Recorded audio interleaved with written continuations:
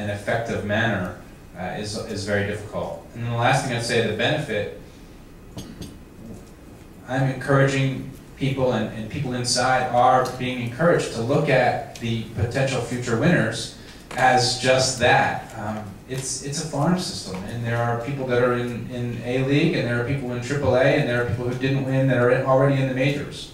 And so how do we continue to encourage federal resources to go to their appropriate places, but how do we also encourage the partnerships to function by themselves without the federal resources? And maybe there's a potential, you know, we come in 2 years from now and do something different, or we provide in that bully pulpit and shine a spotlight on what's being done without the federal help.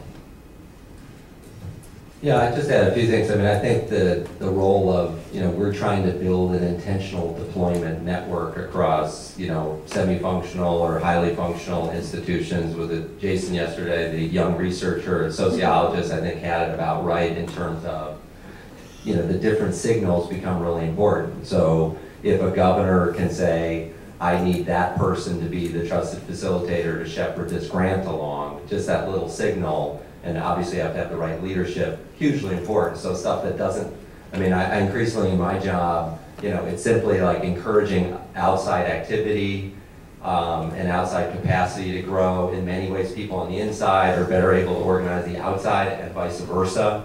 So I think that, you know, playing that network game and getting the warlords, you know, the right signals to come to the table and work together, I think is really critical. So. I'll come back to my federal sustainability question at the end. I just want to throw it out for questions now because you know, we have some time left, and I know there's some practical questions I suspect out here. Emily? Thank you all so much. It's been an extraordinarily important conversation. And I have two questions. One might be a little facetious, but I'm not sure it is. The second one, I don't have the answer to, which is very unusual. I'm hoping you do. The competitive paneling process for grants, as we all know, is just bizarre. And you get thousands of applications, and therefore you can find anybody over the age of 3 that can breathe. They have to sit on a panel. They are not necessarily the most astute in the selection of winners. So my little bit facetious one is I actually think every grant awardee, supposedly the cream of the crop, should agree that they're going to serve on the next panel for selection processes. Both just bailed on me already. Yeah, I've been there, done it. It's awful, but there's kind of a fatal flaw, I think, in that paneling process in terms of knowledge base and understanding of the complexities of these proposals. So that's one. The other one that I think is even more important is as we move, as we should have always been, at a bottoms-up approach to regional economic development. The other part of the problem from the federal standpoint, and I shared this so I understand it well, is that the federal agencies or officials don't necessarily know what the landscape is in terms of great initiatives that are underway that really are deserving of that seed funding to launch them into real success, long-term sustainability and the like. So that there, and the I-6 leadership actually, or the Job Accelerator leadership, your predecessor Rena, kind of realized this 2 weeks before the grant awards were made and sat down for the first time to see is there any connection to major strategic efforts that are underway from those who were selected from the competitive process. And there were maybe 3 or 4 overlaps, but the rest were not. And it was just, there isn't a knowledge base available about great, regionally driven, bottoms-up initiatives underway that can be built on by this incentive process that the administration has put in place so well. So I'm looking for ideas of... I'll pass it to Bob, I think. Two quick answers. One on the first question, which I think I really love. I-6 was the first EDA grant that ever had a outside competitive peer review process applied to it. And that's one of the greatest things. NSF's coming with $3 million for I-6, and they've indicated an interest in doing more with us in the future. But one of the best things they did was bring that peer review process to the I-6. So it goes from the regional offices doing technical and merit to an interagency review here in DC with the policy people and the programmatic people to an NSF peer review. That's not something we did with the Jobs Accelerator, but it was really cool, and I have to thank the NIST folks for that. They have so much experience with ATP and TIP and all the peer review stuff. They brought that to EDA and encouraged us, and so we really want to do that going forward. With respect to your second question,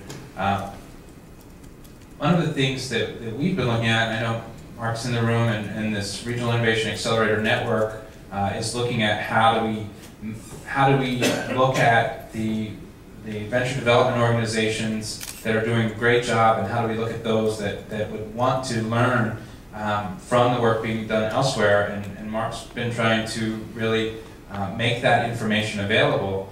But one of the things we've been discussing is there are lots of great actors that are not in regions or are not in, in a situation where they're actually going to win.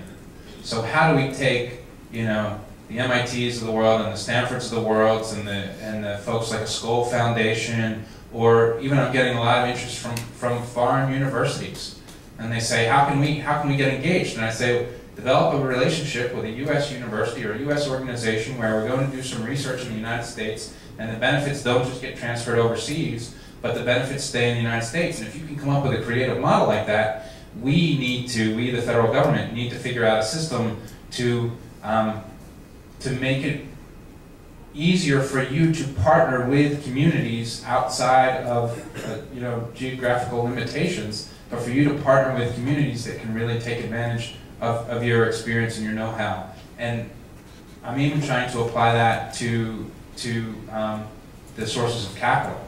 How can eventually I-6 accelerator federal government programs like this, how can we be seen as a source of deal flow, so that it's not about venture being located in a geographic area and not wanting to travel, right? But that we're a pre-approved source of deals that people say, I'll give a half hour to anybody coming out of an I-6 winner.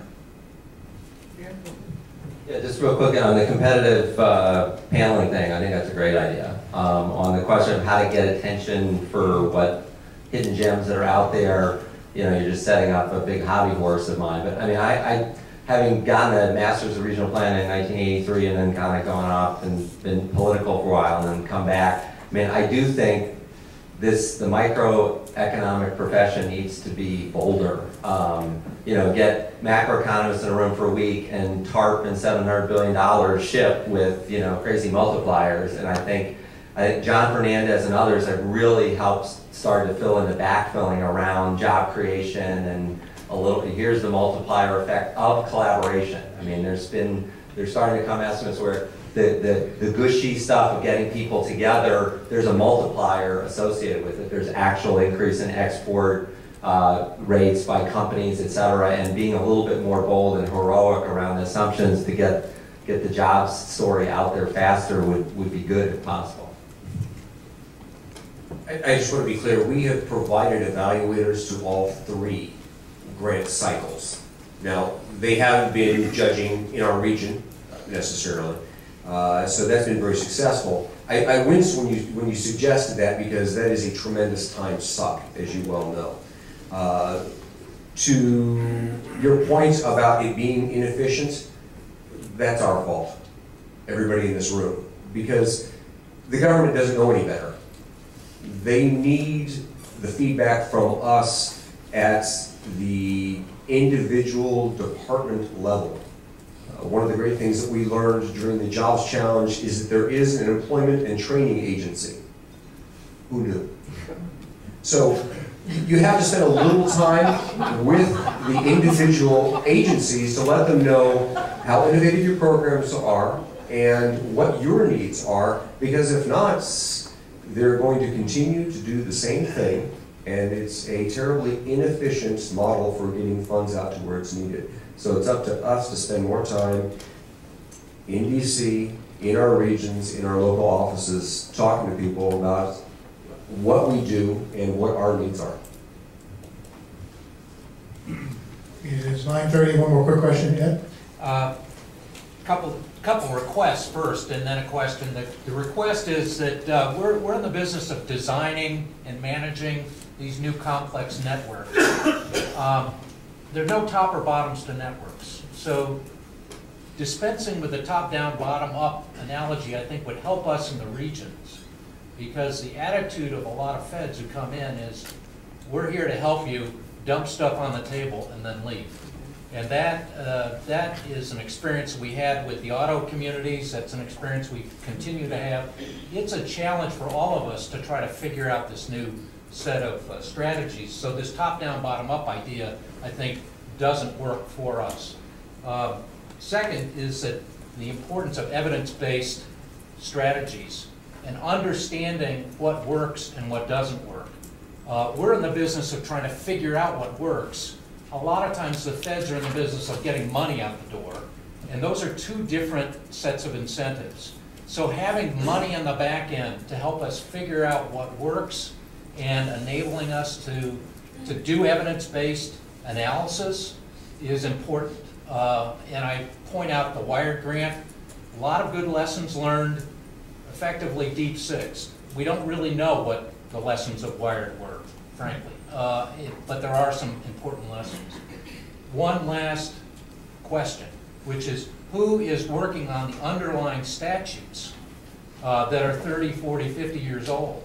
Because that is the core issue for us, is that we've got to redesign the underlying statutes here, and the regulations flow from that, but trying to fiddle out these is a short-term solution. The long-term solution is, let's figure out what the underlying statutes ought to look like. I was wondering who's doing that.